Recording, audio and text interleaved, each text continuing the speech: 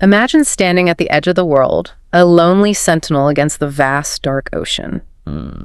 The only light for miles is the rhythmic sweep of a lighthouse beacon, cutting through the thick, salty air. But what if that beacon isn't just guiding ships safely home? What if it's also illuminating something? Well, something else, something hidden, maybe something ancient, something that defies all explanation. Indeed. Welcome to the Deep Dive. This is where we plunge into your most intriguing sources and, well, we try to unearth the most compelling insights. Helping you navigate complex stuff. Exactly. Helping you navigate complex topics with clarity, maybe a dash of surprising facts, and, dare I say, a touch of thrilling discovery. Today, our deep dive takes us to 3 desolate lighthouses, each one a silent, weathered witness to some really unnerving events that just linger in the shadows. Yeah, these stories are something else. We've been given some truly chilling accounts. I mean, real-life experiences shared by individuals who found themselves totally isolated in these remote structures. And they encountered phenomena that stubbornly resist any easy explanation. So our objective today is to meticulously unpack these narratives. Get to the core of it. Yeah, extract the core experiences that maybe tie them together and consider what they reveal about the human mind under extreme isolation. Yeah. And perhaps, just perhaps, about the very nature of the unexplained itself. What's truly striking here is how these distinct personal accounts, though they're varied in their specifics and the nature of the encounters, they collectively paint this really vivid picture of psychological vulnerability. Right. They showcase the unexpected unfolding in places designed for solitude and order. And these aren't just like standard ghost stories. No, not at all. They're intricate tapestries woven with threads of human perception, mechanical anomaly, environmental influence, all converging in the stark, unforgiving setting of a lighthouse. You're about to hear stories that will honestly make the hair on your arms stand up. We're talking strange electrical failures that just defy engineering logic. Phantom footsteps echoing in empty stairwells, unsettling encounters with figures that just shouldn't be there, and even unexplained disappearances. We'll be relying solely on the accounts provided to us, trying to understand, through the eyes of the witnesses themselves, what truly happened to the people at the heart of these chilling tales. So, lean in, settle back, and prepare to confront the unknown as we venture into the lonely, windswept world of lighthouses and the unsettling secrets they might patiently hold. Okay, let's unpack this first account. We're starting with the very grounded perspective of Nate, who's a Coast Guard veteran. And that's important context. It really is. This isn't a man prone to flights of fancy or, exaggeration. He's described as practical, straightforward, deeply rooted in the logical world of maritime operations. Nate shared this story in the summer of 2022, detailing an assignment he had way back in 2017 to Matinus Rock. It's this lonely, windswept outpost off the coast of Maine. It was a 2-week maintenance rotation, pretty standard Coast Guard duty. The kind that's usually tedious, predictable, and frankly, kind of boring. Right, the routine stuff. Totally routine. Matinus Rock itself sounds like something conjured from a dream or maybe a deep-seated nightmare. Way out there in the churning Atlantic, only accessible by boat or helicopter, a jagged, unforgiving island. It's essentially just a hunk of rock supporting a single, stark lighthouse and one auxiliary building for fuel and equipment. Bare bones. Totally bare bones. Forget modern conveniences. There's no power grid, no plumbing, barely a whisper of a cell signal. Pure, unadulterated isolation, the kind that hums with its own unsettling silence. Wow.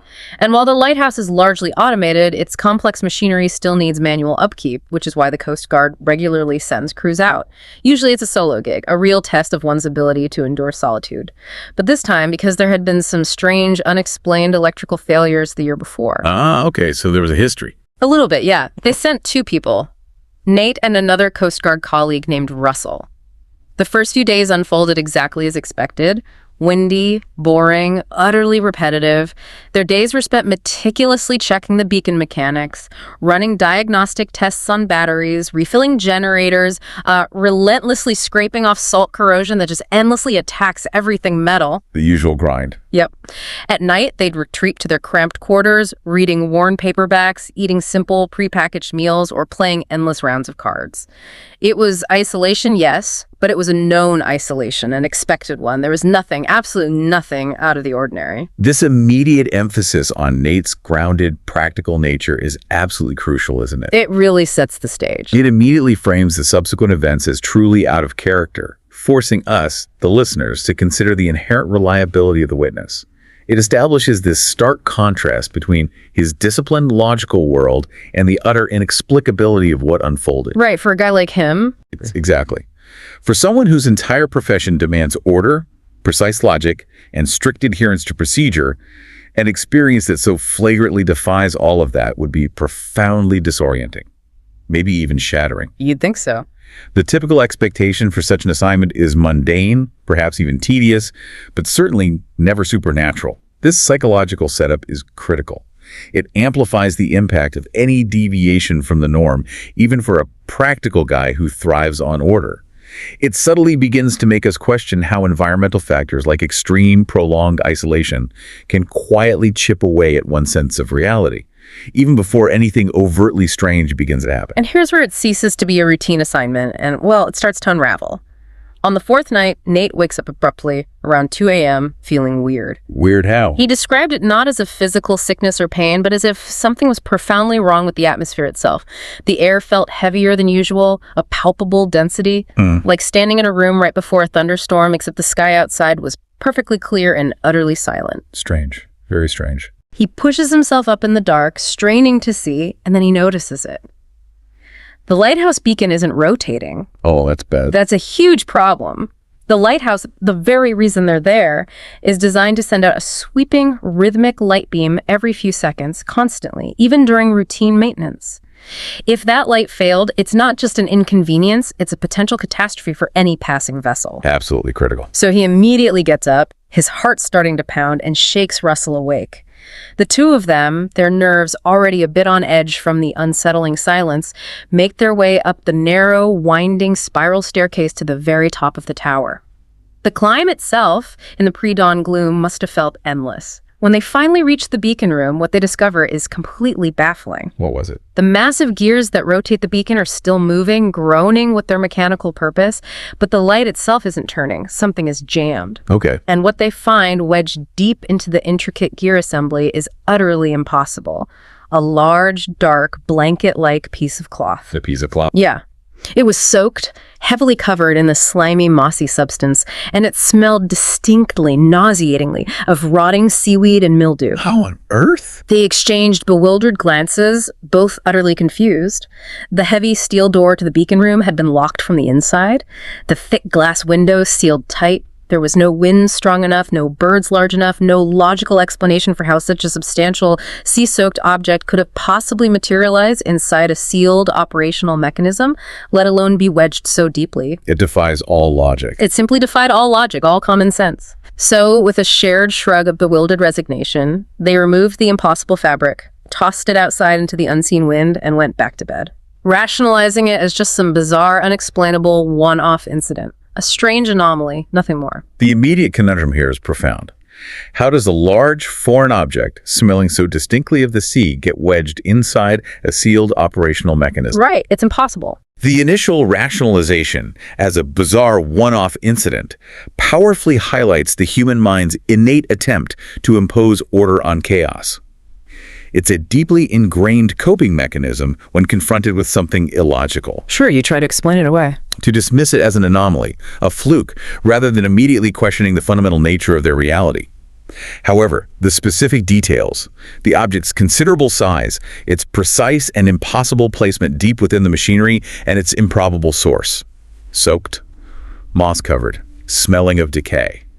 It already hints at something far, far beyond simple mechanical failure. Definitely. It's not just a breach, it's a profound violation of expected physical parameters within a supposedly contained, secure environment. It immediately introduces this persistent, unsettling question mark into their carefully ordered world. And then, the very next night, the exact same thing happened again, almost as if on cue. No. Yep. Around the same time, just after 2 a.m., Nate wakes up, the heavy, still atmosphere once again signaling something is amiss. He sees that the beacon isn't turning. A cold dread, far deeper than simple frustration, begins to settle in his stomach. They go up, and sure enough, another piece of cloth is jammed into the same mechanism. The same mechanism. Same one, only this time it's not the same type of fabric at all. It's smaller, described as looking like an old-fashioned scarf or shawl, perhaps something a person might wear. Oh. It's a striking, vivid red, frayed at the edges, and just like the last object, soaked through with what looks and smells like ocean water.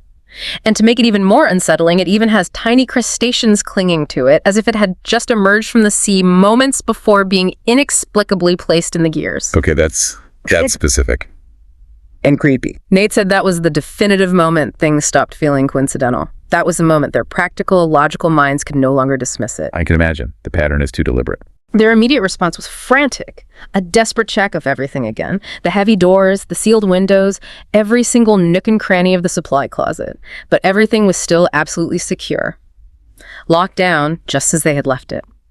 Now they were truly deeply starting to wonder if someone, or even worse, if something had somehow gotten into the lighthouse and was deliberately, maliciously trying to screw with the light. Or with them. Or perhaps even with them. From that night on, their behavior shifted dramatically.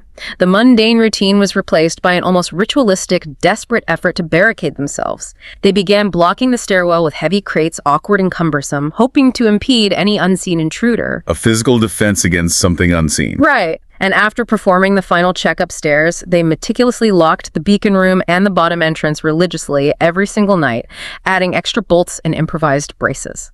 The shift from an odd incident to a palpable sense of something is deliberately stirring with the light was immediate and absolute. It was no longer random. It felt intensely, terrifyingly targeted.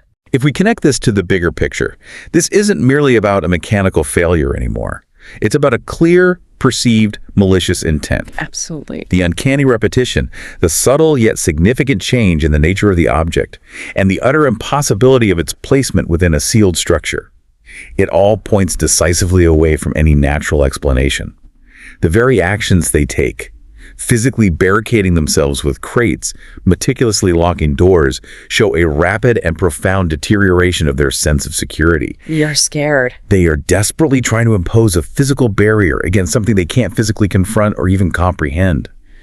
This desperate, defensive posture indicates a profound shift in their psychological state, moving rapidly from mere confusion to a deep, pervasive fear and a chilling feeling of being targeted. The psychological toll only intensified, seeping into the very fabric of their waking and sleeping hours. On the 7th night, something happened that Nate still to this day refuses to even try to explain. Something he clearly struggles to reconcile. What was it? He said he was lying in bed, staring at the ceiling, trying desperately to fall asleep, when he heard Russell whispering from across the room. But he wasn't talking to Nate. He was murmuring to the empty corner of the room, saying strange, disconnected things, as if someone unseen was standing right there. Wow. Engaged in a bizarre, one-sided conversation. Nate leaned up, his heart quickening, and asked Russell what he was saying. Russell blinked slowly, his eyes unfocused, looked utterly confused, and simply told Nate he wasn't saying anything at all. You denied. Denied it completely. It was deeply disturbing, a moment of profound unease for Nate, yet Russell adamantly denied it as if he hadn't spoken a word. That's unnerving. Then, later that very same night, Nate woke again, a jolt of alarm running through him, and found Russell sitting rigidly at the window, staring intently down at the churning rocks below. When Nate, his voice hushed, asked him what he was doing, Russell replied that he thought he saw someone standing down there on the rocks the night before. On the rocks, outside. Yeah, barely visible in the very edge of the beacon light. He said it looked like someone was watching them, a silent sentinel, and then it inexplicably disappeared when the powerful light rotated back. Okay, so Russell's perception is starting to shift. From this point, things truly began to spiral for Russell. He got noticeably weirder every single day. The constant unspoken tension, the lack of sleep, the unsettling encounters, it all chipped away at his composure. He practically stopped sleeping altogether, his eyes wide and haunted. He stopped talking much, retreated into himself, and would just stare out the window for hours on end, fixated on the turbulent sea. The isolation is getting to him, or something else is. When Nate, genuinely concerned, asked him if he was okay, Russell would just mutter vaguely about noises in the wall or about hearing voices from inside the stairwell, his voice a low, frantic whisper. The psychological toll of extreme isolation, especially coupled with inexplicable events, is often profoundly underestimated, even for individuals as seemingly robust and grounded as these Coast Guard vets. Right, you think they'd handle it. While the external events are undeniably disturbing, Russell's internal breakdown, marked by his apparent auditory and visual hallucinations, suggests an acute and profound impact. It forces us to meticulously consider the intricate interplay between relentless external pressure and innate internal vulnerability. It's hard to know what's real anymore for him. Sleep deprivation, coupled with constant dread and the sheer inability to rationally explain the inexplicable events, can severely degrade one's mental state. The critical question here is Russell truly seeing and hearing things that are objectively there? Or is his mind, under duress, creating them, fabricating a desperate narrative to cope with the unsettling, illogical reality unfolding around him? It's impossible to say for sure. The fact that his increasingly erratic experiences begin to align so chillingly with the unknown external intrusions suggests a terrifying feedback loop, where the inexplicable feeds his paranoia, and that paranoia in turn generates further evidence of the inexplicable. This is a classic descent into a compromised mental state, exacerbated by an environment that offers absolutely no respite, no external validation, and no escape. The situation escalated further, tragically transforming into a shared experience of profound terror on the 9th night. Shared? So Nate experienced it too. Both Nate and Russell, lying awake in the cramped, airless room, suddenly heard footsteps on the metal stairs above them. This wasn't the usual creaking or groaning from the wind or the settling of the old structure. These were real, slow, deliberate footsteps, one after the other, unmistakably coming down from the beacon room above them, the metal groaning under an unseen weight. Coming down this time, wow. Nate immediately looked over and saw Russell standing rigidly at the bottom of the stairs, utterly frozen, his eyes wide with fear, staring up into the impressive darkness of the stairwell. Nate, his voice barely a whisper, asked him if he'd gone up there. Russell just stared back, shaking his head, and said no. Then he asked if Nate had. Neither of them had moved from the room. So something was definitely up there. They stood there, muscles tense, listening intently, but the footsteps abruptly stopped. Nate said the silence that followed after that unmistakable sound of deliberate movement was even worse than the footsteps themselves. It was an echoing, heavy silence that pressed in on them. The anticipation must have been unbearable. That night, their fear became a palpable living thing. They desperately shoved a heavy dresser in front of the bedroom door, an act of futile resistance against an invisible intruder, and they slept with knives clutched under their pillows. Knives. This was no longer just an unsettling feeling or a bizarre anomaly. It was a perceived, immediate, and utterly terrifying threat. They felt physically endangered. Then, on the 11th night, they were woken up yet again by the chilling sound of the beacon failing, its rhythmic sweep abruptly halted. Again? Again. This time, when they stumbled to the top of the lighthouse, the beacon room door was not just unlocked, not just cracked open, but wide open, completely swung open like someone had violently kicked it in. Kicked in. The force. The raw, untamed wind was howling through the gaping doorway, tearing at their clothes. And when they cautiously stepped inside, the beacon wasn't just stopped, it had been deliberately, meticulously tampered with.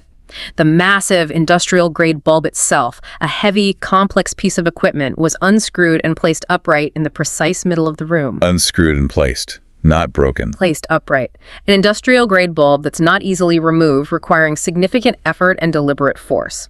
Nate stared at it, utterly terrified, his mind reeling, while Russell just kept muttering to himself, his voice a frantic whisper that something had done it.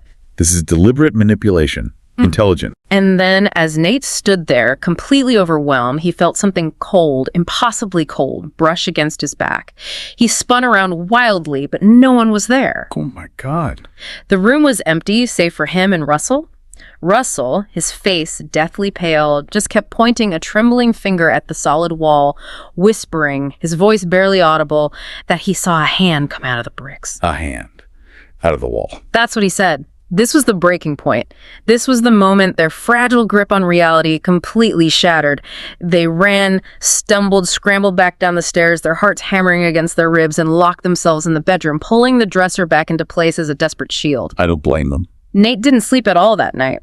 Russell, however, completely gave himself over to the terror, rocking back and forth uncontrollably in the corner, whispering frantically to someone who wasn't there, lost in his own private hell. This is an undeniable, critical turning point. The physical manifestation of an unseen presence, footsteps heard by both men, a heavy door violently opened, a massive industrial-grade bulb deliberately removed and meticulously placed.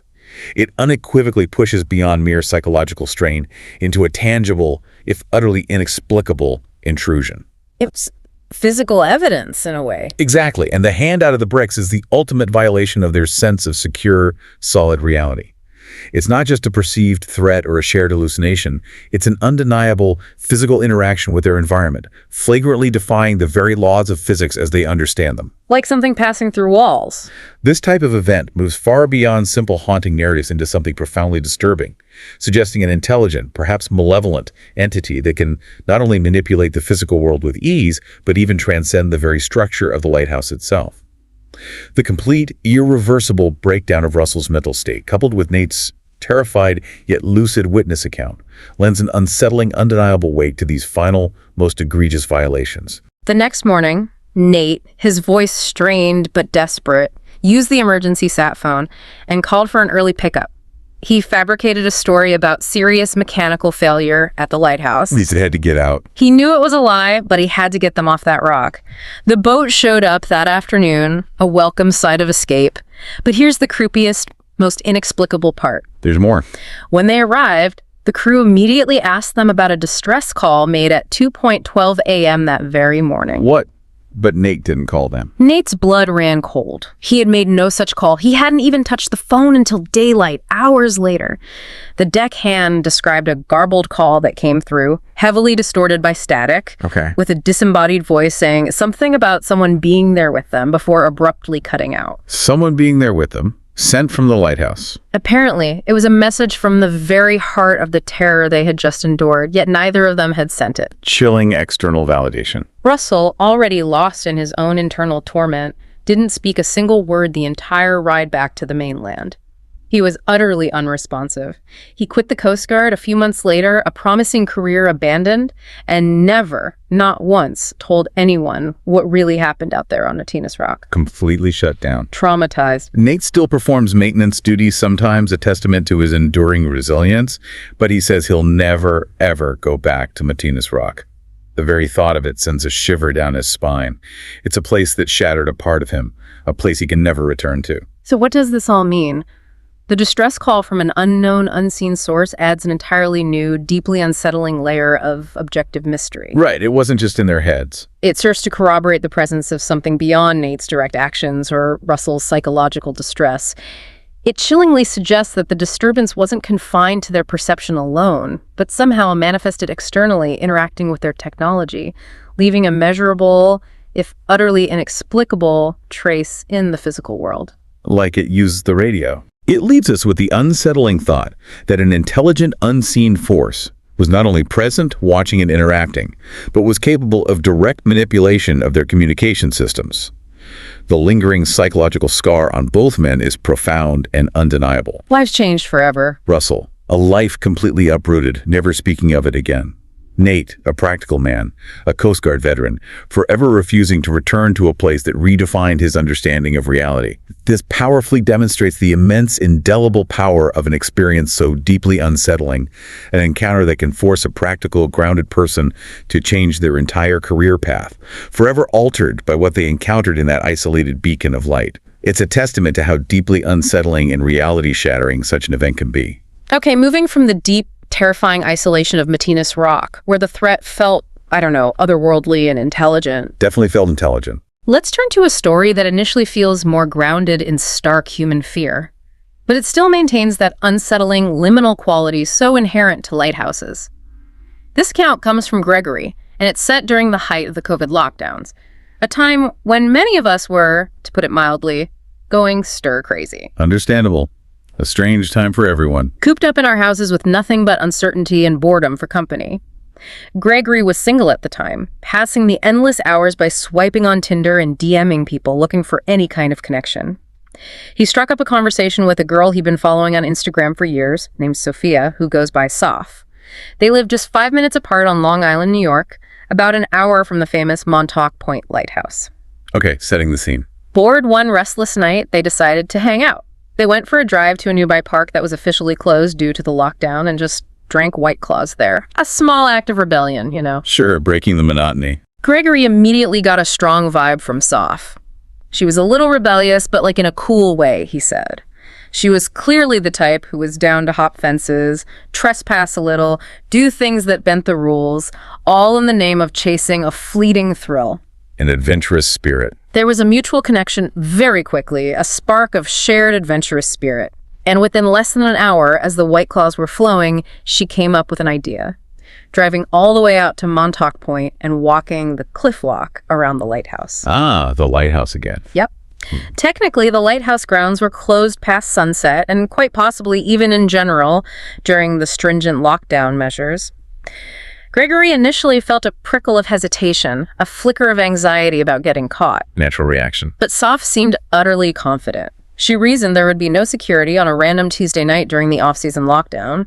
She'd even done it before, pre-COVID, a seasoned urban explorer of sorts. She knew the ropes, or thought she did. So they finished their drinks, a shared gulp of liquid courage, and drove all the way out to the easternmost tip of Long Island to Montauk Point. They parked in the lighthouse parking lot, pulling into the empty, darkened space. Gregory would nervously look around from time to time, his eyes darting into the shadows, making sure no security vehicles were scoping the place out, his heart a drumbeat against his ribs. Sofh, seemingly oblivious to his apprehension, would just tell him, with a dismissive wave, to relax. This story provides an essential contextual lens for understanding the events that follow. The collective anxiety and pervasive restlessness of lockdown might have subtly lowered their inhibitions, Made them bolder. leading them to actively seek out adventure in places and situations they might not otherwise. It also significantly amplifies their inherent sense of vulnerability. They're already operating outside established social norms, engaging in a state of mild rebellion against restrictions.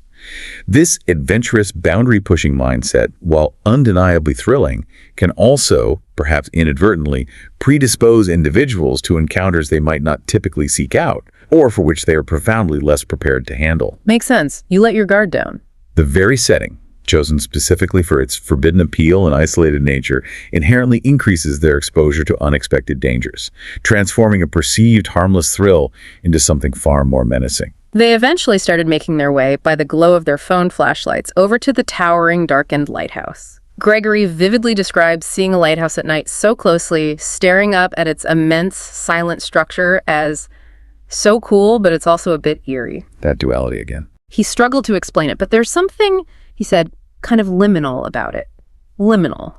That space between, on a threshold, and indeed, lighthouses often sit on the very edge of land and sea, light and dark, civilization and the wild unknown. Threshold spaces. Ugh. Potent places. Soph, clearly the leader in this nocturnal excursion, led the way, purposefully veering a bit off the actual paved entrance. Her reasoning was practical. They didn't want to be walking directly into the powerful beam of the lighthouse or the few remaining security lights potentially exposing themselves. This was Gregory's first time ever at the Montauk Lighthouse. She guided them straight to the cliffside behind the lighthouse that had a bunch of jagged rocks forming a rudimentary trail of sorts known locally as the cliffwalk. Off the beaten path. Literally. They were navigating solely with their flashlights, casting dancing shadows around them. Maybe there were supposed to be lights on down there, Gregory thought, but that night, mostly everything was off, besides a few dim lights by the main front entrance and, of course, the hypnotic sweeping light of the lighthouse itself. The vast darkness enveloped them. The liminal feeling Gregory describes is truly crucial here. Lighthouses, by their very nature, embody thresholds between safety and danger, land and sea, the known and the dark unknown. Right, edges. Trespassing into such a space, especially at night and during a period of widespread societal unease like a lockdown, dramatically heightens one's senses and predisposes one to a certain kind of experience. The inherent thrill of the forbidden, combined with the profound isolation of the location at night, creates an almost hyper-aware state.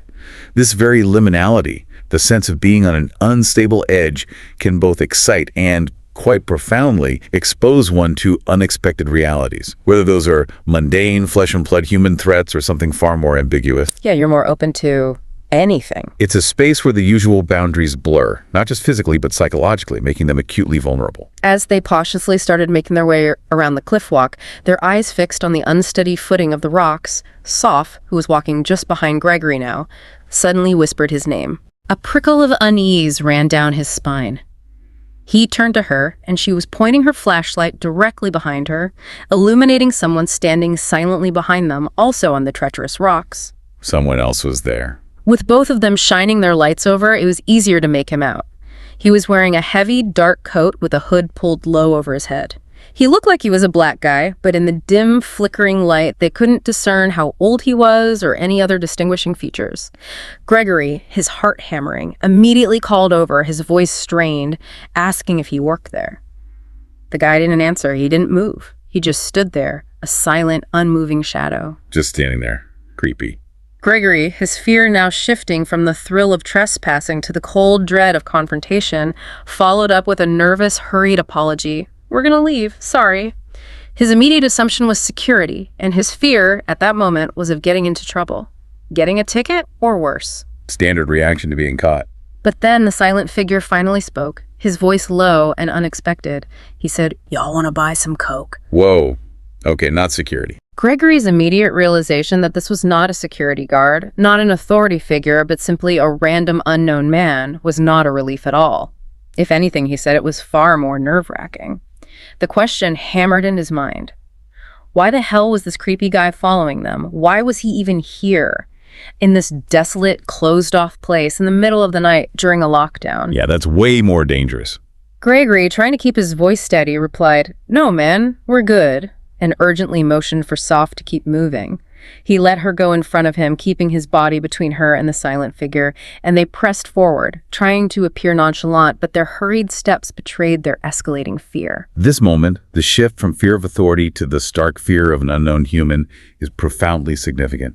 It poses an immediate, unsettling question. Why was he there? Exactly, what's his deal? The offer of drugs in such a remote, closed-off location, especially during a lockdown, adds an almost surreal, sinister layer to the encounter. It instantaneously transforms what began as a mischievous adventure into a perilous one, highlighting the intense vulnerability of being in such an isolated area where there are absolutely no witnesses, no immediate help, and no quick access to safety. Not to run, really. The inherent unpredictability of human intent in such a setting becomes far more terrifying than any presumed supernatural threat, precisely because it's a tangible, immediate danger they cannot simply dismiss, rationalize, or physically barricade against. This is primal fear, raw and immediate. As they walked along the treacherous cliff walk, the guy started moving too. He didn't follow up with any more questions like, "Are you sure?" He remained disturbingly silent, but seemed to move at the exact same pace as them, maintaining the same unnerving distance. Just following. Silently. Gregory would glance back, his flashlight beam cutting through the darkness every so often, and the figure would always be there. A silent, persistent shadow. It was the strangest, most profoundly uncomfortable thing. It made the rest of the experience tense as could be, every step filled with a growing sense of dread. Psychological warfare, almost. They finally made it to the end of the cliff walk, stumbling through the high grass, desperate to reach the relative safety of the car. That guy from before was still following, basically matching their speed, a silent, relentless presence. Then they heard him call something over to them again. It sounded like, "Where are you going?" Okay, he's engaging again. Not good. This guy was obviously looking for trouble, and Gregory's gut instinct screamed danger. Gregory didn't want to instigate anything, didn't want to provoke a chase, so he didn't respond, and he urgently told Sofh not to as well, grabbing her arm. They walked side by side, almost running, their breath ragged, their eyes fixed on their parked car. Trying to get away without running. And that's when they noticed two more guys walking over from behind them as well, emerging from the shadows, effectively cutting off any escape. Oh no, there were more of them. Gregory didn't want to run because he knew that would definitely trigger a chase, but one of the other guys called something over to them as well, though Gregory couldn't make out what it was in his mounting panic. They reached the car, fumbling desperately for the doors, and hurried inside. Get in the car. Sofh and Gregory both screamed simultaneously when they realized in a terrifying flash that the three guys were right on top of the car now, their faces pressed against the windows, dark, menacing shapes in the night. They surrounded the car. Terrifying. Gregory, his adrenaline surging, locked the car immediately, swearing it was only seconds before two of them tried opening different doors, rattling the handles, trying to get in. Wow, that close. With a desperate burst of courage, he slammed the car into reverse, basically the only direction where he wouldn't be hitting any of them with the car just getting away. They kicked and hit his car as he reversed out, their frustrated shouts muffled by the glass, but thankfully, they didn't bother chasing once he was in motion. Smart move just getting out of there. Gregory sped out of the parking lot, his tires squealing, leaving the dark figures behind.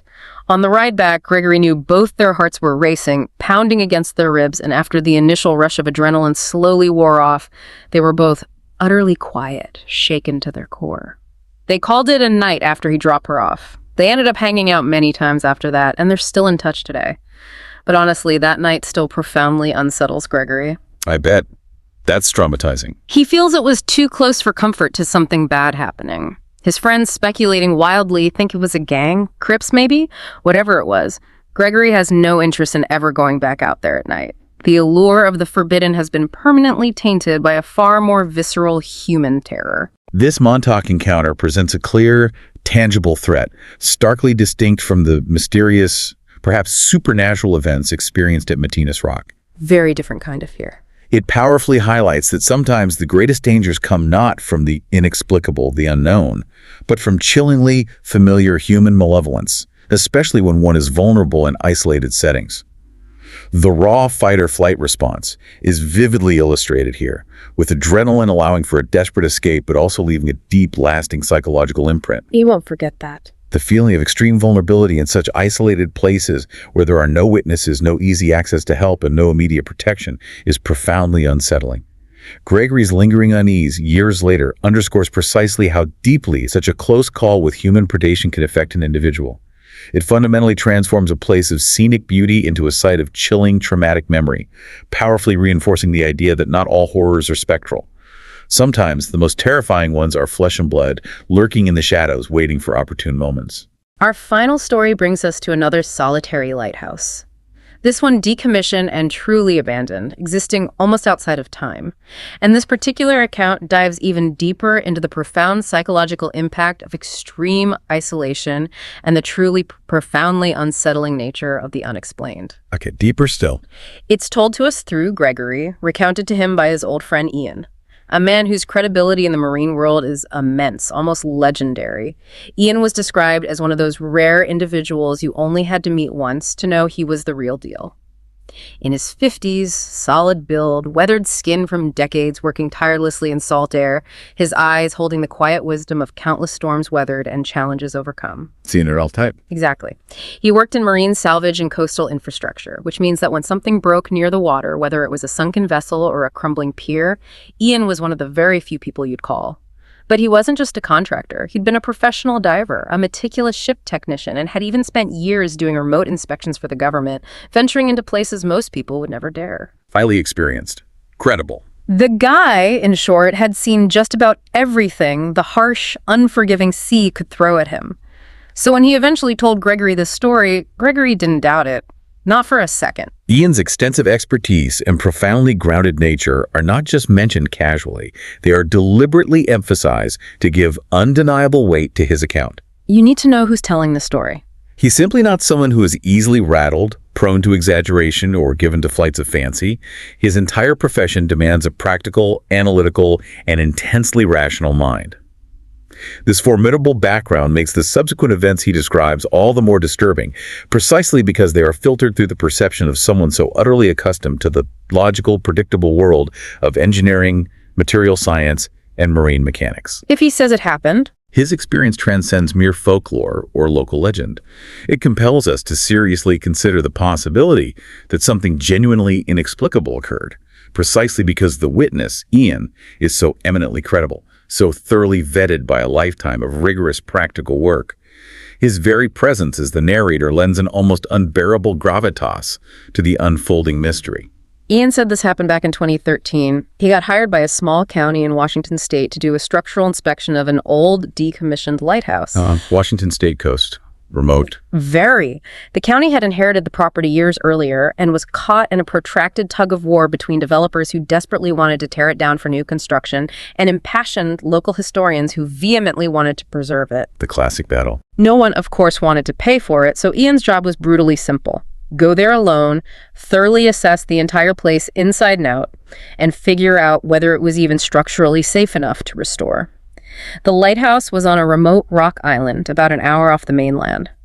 Not a big island, just a hunk of stone and dirt, perhaps 300 feet wide, with nothing but the lighthouse itself, a small generator shed, and some rusted-out old scaffolding clinging precariously to its side. Truly isolated. The place hadn't been used in years and certainly wasn't a tourist destination. There weren't even any docks, just a little treacherous ledge where a small Coast Guard boat could precariously offload someone at high tide.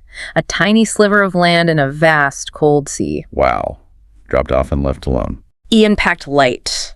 Food for 4 days, a rugged sleeping bag, his tools, a clipboard, and a two-way marine radio for emergencies. The plan was straightforward. Get dropped off Monday morning, do a full, meticulous assessment by Wednesday, call in for pickup Thursday afternoon. He didn't think twice about going alone, having done this sort of thing dozens, if not hundreds of times before in similarly isolated locations. It's another job for him, initially. When he first got there, the place was profoundly quiet, cold, cloudy, but strangely calm. The air had that usual expected mix of salt, metal, and decay you anticipate from something abandoned by the sea for decades. The lighthouse itself was tall, perhaps 50 feet, built in the early 1900s, with the classic winding spiral staircase inside leading up to the beacon room. That magnificent glass lens hadn't worked in decades, its purpose long extinguished, but the structure itself was impressively solid. Built to last. Ian did his usual meticulous safety checks, examining support beams, testing stair integrity, checking window fittings. The floorboards on the lower level were warped, yes, but walkable. The second floor was storage, completely empty except for some rusted metal cabinets. The third floor had a tiny sleeping quarter, clearly unused for decades, covered in dust. He ended up laying out his sleeping bag on the ground floor near the generator room, where it was warmer and out of the wind. The first night passed uneventfully. Okay, normal so far. But it was quiet, Ian said, like too quiet. He elaborated, "You don't notice how noisy the world usually is until it's not. No birds, no insects, not even the familiar comforting sound of waves slapping against the rocks outside, just wind, and even that was soft, almost a whisper." The description of the too quiet environment creates an immediate, palpable sense of unease that resonates deeply. It's not merely the absence of expected sounds. It's the lack of sound. It's the profound, almost unnatural absence that suggests something is profoundly off, a disturbing void in the natural symphony of the world. This auditory void, the complete lack of natural ambient noise, can heighten other senses and contribute to an overwhelming feeling of vulnerability and profound isolation. When the human mind is deprived of familiar sensory input, it can become hyper-attuned to the most subtle shifts, or, more chillingly, even begin to create its own internal stimuli. Sets you on edge. This initial unsettling quiet acts as a precursor, a subtle tuning of the senses to an unsettling frequency, meticulously preparing the stage for the inexplicable, bewildering events that are soon to follow. On the second day, a thick, impenetrable fog rolled in. Ian woke up to a world completely enveloped in white, so dense you couldn't see more than 5 feet beyond the window. Thick fog. Common, but adds to the isolation. He said it wasn't like any fog he'd seen before. It was so dense it looked solid like a wall, an opaque, pressing presence. But initially, he didn't think much of it, rationalizing that this area got heavy fog often. He spent most of the day diligently taking notes on the upper stairwell, documenting his findings. That's when he noticed the first truly weird thing. Here we go. Halfway up the winding staircase to the beacon room, there was a maintenance closet built directly into the solid stone wall. He'd tried to open it on day one, curiosity piqued, but the hinges were so completely corroded and seized with rust that it wouldn't budge even an inch. Case touch shut. But now, impossibly, it was open a crack. Not much, maybe an inch, but enough that you could clearly tell it had been recently moved, subtly shifted from its rusted stillness. How? If it was rusted shut. He tried to rationalize it again. Maybe the extreme moisture in the air had finally caused the old metal to expand and shift, but he admitted he didn't like it. He approached cautiously, pushing the heavy, creaking door wider. The inside of the closet was pitch black, a pocket of absolute darkness, and when he shone his powerful flashlight inside, he saw something sitting in the very back corner. A small wooden box, maybe the size of a lunchbox. A box? What kind? And it was completely covered in a kind of damp, slimy moss, like it had been underwater recently, despite being inside a supposedly dry, sealed closet. Underwater, but inside the closet. Weird. He didn't open it. He simply shut the door again, the heavy wood groaning in protest, and made a terse note to report it, his unease growing by the second. This is a textbook example of a creeping dread scenario.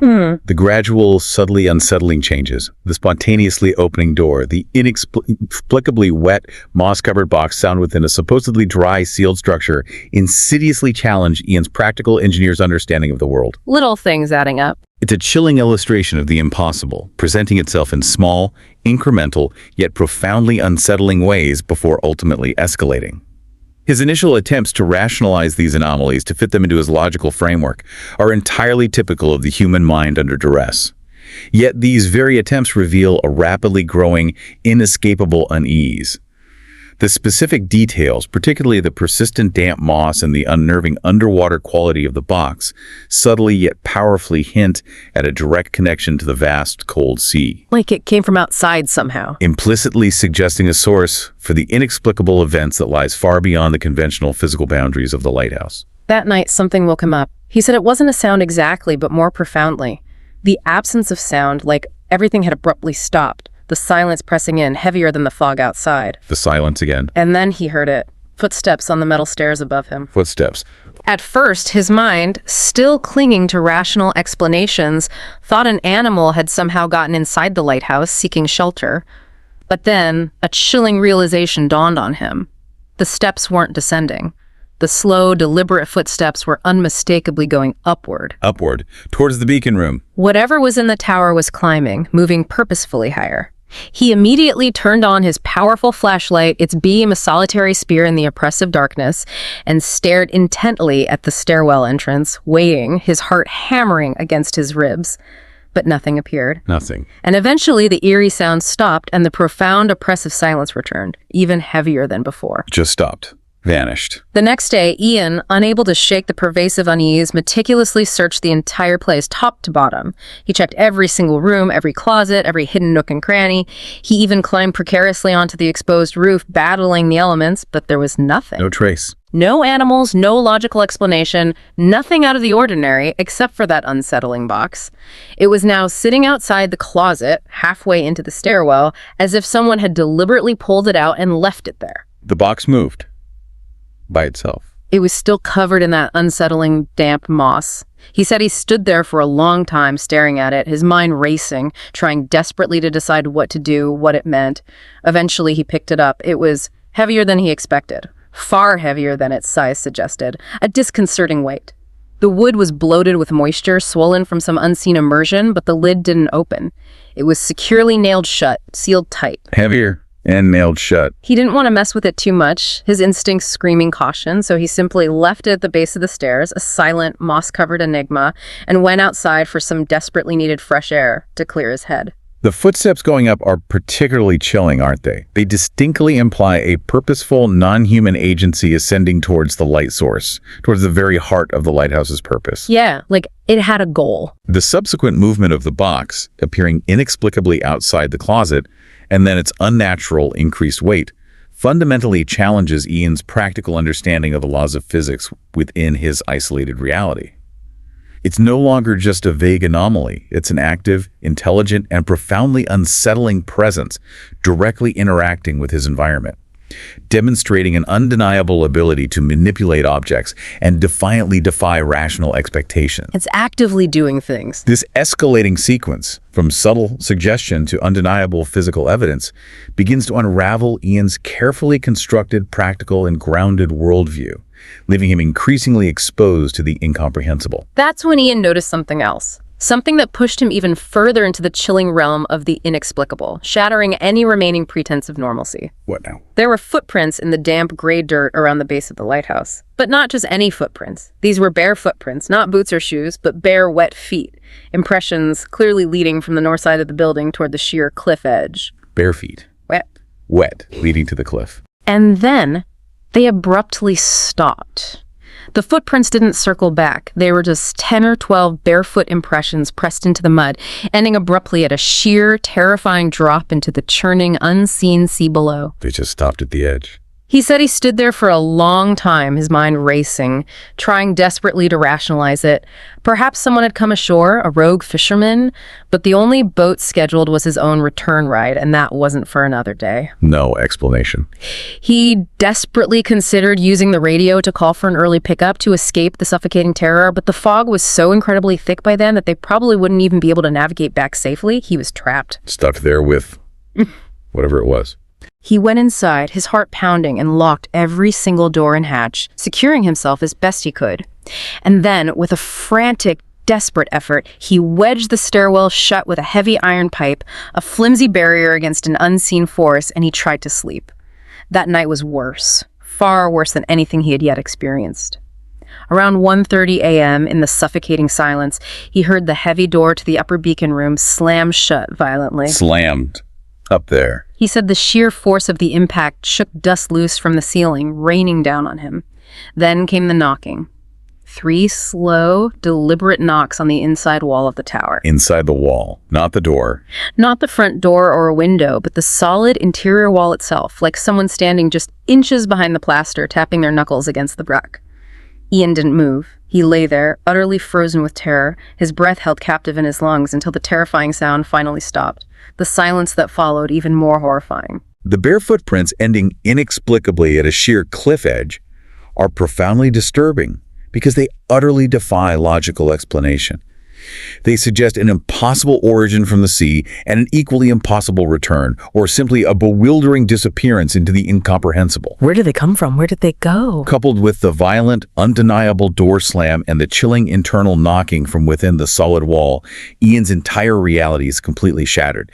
This is an entity that undeniably transcends physical barriers, moving through solid matter and leaving impossible, tangible traces. It's no longer about mere isolation-induced psychological stress. It's about a fundamental, invasive violation of reality itself. Then nothing makes sense anymore. The profound psychological impact of realizing that one's environment, even a supposedly solid, secure structure, offers no sanctuary, no logical boundaries, is immense, pushing Ian to the absolute brink of what his rational mind can comprehend. When the sun finally began to creep up, a gray, watery light barely piercing the relentless fog, he checked everything again.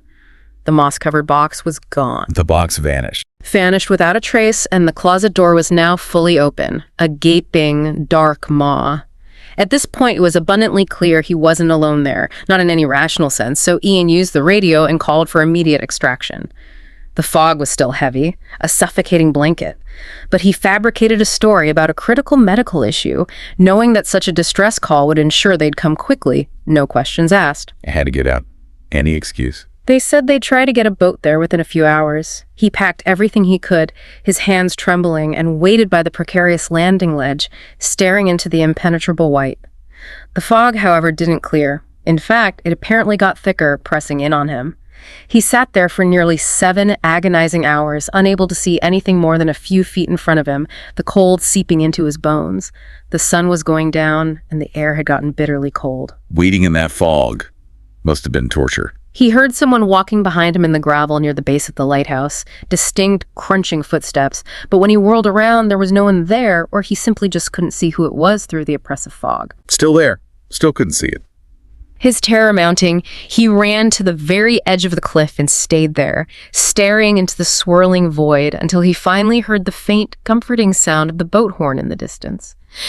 They pulled him out just after dark, his body trembling, his mind reeling. The deckhand who helped him on board, taking one look at his ashen face and wide, haunted eyes, immediately asked why he looked like he'd seen a ghost. He probably felt like he had. Ian, still reeling, told him that the lighthouse was unsafe and should be sealed off, its structure compromised. He filed a brief, meticulously edited report back at the office stating in precise, technical terms that the structure was compromised and not fit for entry. But he never mentioned the footsteps or the box or the impossible footprints. He confided in Gregory later that he didn't, because he genuinely considered the terrifying possibility that he simply was losing his mind in isolation, a professional nightmare he couldn't afford to risk. The profound self-doubt Ian experiences, the agonizing consideration that he might indeed be losing his mind, is a remarkably common and deeply human psychological response to truly inexplicable events. Questioning your own sanity. His deliberate omission of the most disturbing details from the official report protecting his sanity and his professional reputation, speaks volumes about the profound, unquantifiable nature of his experience. It powerfully highlights the human struggle to reconcile a rational, empirical worldview with phenomena that utterly defy all logic and scientific understanding. His decision to phase out of field work entirely, a complete career shift, and his profound final statement about leaving certain places alone is a powerful, almost spiritual conclusion. Yeah, that final line. It suggests an ancient inherent presence rather than just a conventional haunting, implying that some places possess an essence, a resonance, that is best left undisturbed. A chilling wisdom born directly from a terrifying, life-altering encounter with the truly unexplainable. Ian never went back to that lighthouse, not once. He wrapped up his remaining projects that year, fulfilling his professional obligations, and then quietly phased himself out of fieldwork entirely. Within a year, he stopped taking contracts altogether, saying simply that he wanted to focus on dry land from then on. A quiet end to a long career at sea. A quiet, almost dismissive end to a distinguished career. When Gregory, sensing the unspoken trauma, pressed him once, just once, about what he really thought happened on that island, Ian looked him dead in the eye, his gaze unwavering, and said something that has stuck with Gregory ever since. What did he say? A profound and unsettling truth. Some places are meant to be left alone, they just need time and silence. That was all he'd say on the matter, a final, unyielding statement. Well, chilling. Gregory himself, haunted by Ian's account, tried to look into the lighthouse a while back, searching databases and old records, but he couldn't find much. The coordinates Ian had scribbled in his notes don't point to any listed structure. No record. The county records vaguely mention a decommissioned tower somewhere off the coast, but there's no official name, no accessible history, no detailed records of its existence or purpose. It's as if Ian was never really there in the first place. As if the place itself simply doesn't exist on any map. It's like a phantom island. That's the part that unsettles Gregory most. Not what Ian said, as terrifying as it was, but what nobody else ever did or could. He doesn't honestly know whether to hope Ian really was just, for whatever reason, going crazy on that island, driven mad by isolation, or if something truly unquantifiable, something beyond human comprehension, exists out there in the lonely places of the world. He doesn't know which answer would be more terrifying. The ultimate unknowability, this profound lack of verifiable corroboration, adds yet another chilling layer to the narrative. Is it possible Ian stumbled upon a place that truly exists outside common record, a kind of geographical unplace? A blind spot on the map? Or was his experience so singularly profound and shattering that it simply cannot be documented or corroborated by conventional means? This deep ambiguity is perhaps the most unsettling aspect of all, leaving you, the listener, to confront the implications without the comfort of a definitive answer. It questions the very nature of reality and perception, asking whether some truths are simply too profound, too unsettling, too fundamentally contradictory to our understanding of the world to ever enter the collective human consciousness or official record. Yeah. It's a mystery that endures not because of a lack of evidence, but because the evidence itself is so impossibly contradictory to everything we hold to be true about the physical world. So from the deliberate, intelligent sabotage at Matinus Rock, to the terrifying, all-too-human encounter at Montauk, and finally to the truly otherworldly and psychologically shattering events experienced by Ian at the unnamed decommissioned lighthouse. These deep dives into lighthouse lore offer a potent, unsettling mix of primal fear, enduring mystery, and the profound, transformative impact of extreme isolation. Each account, distinct in its specifics, echoes a chilling common theme. The inherent vulnerability of the human psyche when pushed to its absolute limits in remote, often liminal environments. These lighthouses, built as symbols of guidance and safety, paradoxically become stages for profound unease, revealing that sometimes the greatest dangers or most profound mysteries emerge when we are truly, utterly alone at the very edge of the known. What's truly fascinating here is how each account, despite their significant differences in the nature of the threat, converges on the same point: the extreme vulnerability of individuals placed in remote, liminal spaces. That vulnerability is key. Whether the threat is a malevolent human presence or something far more enigmatic, the lighthouses, designed fundamentally for guidance and safety, become unsettling conduits for profound unease. They cease to be symbols of protection and instead become stages for inexplicable phenomena. Chillingly revealing that sometimes the greatest dangers or most profound mysteries emerge precisely when we are truly, utterly alone, at the very edge of the known world, where the boundaries of reality seem to blur and fade. As you consider these gripping tales, Take a moment to reflect on your own experiences with isolation. Have you ever felt a presence, a subtle shift in the atmosphere, when you were truly alone in a remote or unfamiliar place? Or perhaps visited a location that just felt off, imbued with a lingering, unsettling energy you couldn't quite explain? That feeling of unease that lingers, even when all the logical explanations fall stubbornly short.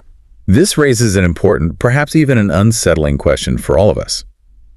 When we strip away the comforting familiarity of our daily lives and deliberately place ourselves at the very edge of the known, are we simply more susceptible to our own psychological anxieties, to the tricks of the mind under extreme duress and sensory deprivation? Is it just us? Or is it possible, just possible, that there are genuine forces at play, waiting patiently in the profound silence and shadows of these isolated places for the right moment to make themselves known? To cross over from the unseen into our fragile human reality. That's all the time we have for this deep dive into the unsettling world of lighthouses and the inexplicable encounters that seem to cling to their lonely shores. Thank you for joining us on this journey into the dark corners of the unexplained and for allowing us to unpack these chilling narratives with you. Until next time, stay curious and perhaps keep your own lights on.